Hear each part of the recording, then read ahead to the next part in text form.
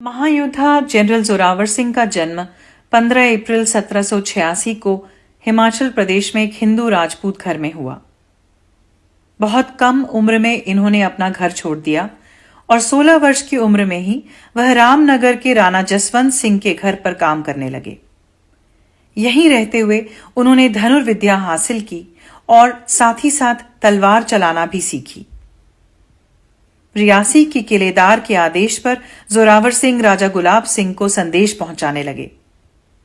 इसी दौरान राजा गुलाब सिंह की नजर बहादुर और युद्ध कौशल में उत्तीर्ण जोरावर सिंह पर पड़ी।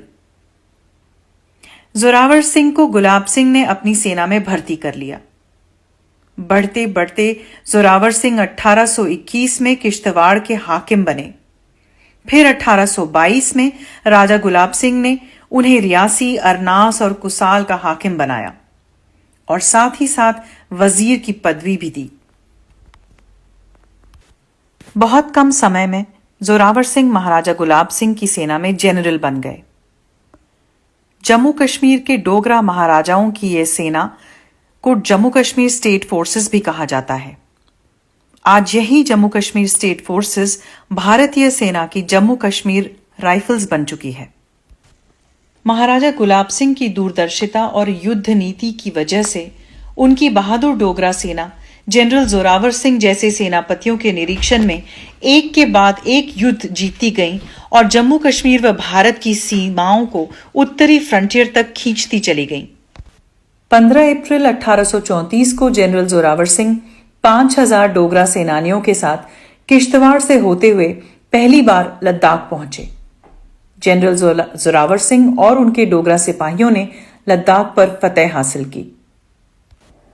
1840 के अंत में जनरल जोरावर सिंह ने 15,000 सिपाहियों के साथ बाल्टिस्तान पर कूच किया। कड़ाके की ठंड और जमी हुई सिंधु नदी भी उन्हें रोक नहीं पाई। बाल्टिस्तान पर जीत हासिल कर जनरल जोरावर सिंह ने मई 1841 में पश्चिमी तिब्बत का रुख किया। सितंबर 1841 तक जनरल जोरावर सिंह ने तिब्बत के टाकलातोक शहर में किले पर कब्जा कर लिया था। लिखा गया है कि जनरल जोरावर सिंह जब पश्चिमी तिब्बत क्षेत्र के लिए निकले थे तब उन्होंने कहा था कि वो मानसरोवर की यात्रा अवश्य करेंगे। तिब्बत में मिसरा युद्ध में जीत हासिल करने के बाद जनरल जोरावर सिंह ने मानसरोवर में स्नान भी किया और वहां के कैलाश मंदिर में स्वर्ण मूर्ति भी स्थापित की। ऐसा सौभाग्य शायद ही किसी और वीर योद्धा को मिला हो।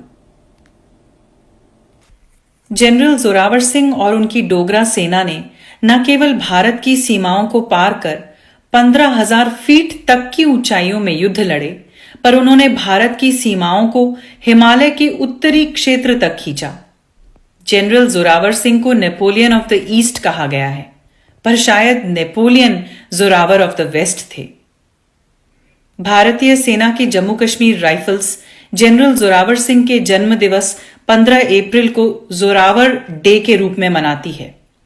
आज के दिन सभी भारतीयों को ऐसे वीर योद्धा को श्रद्धापूर्वक नमन करना चाहिए।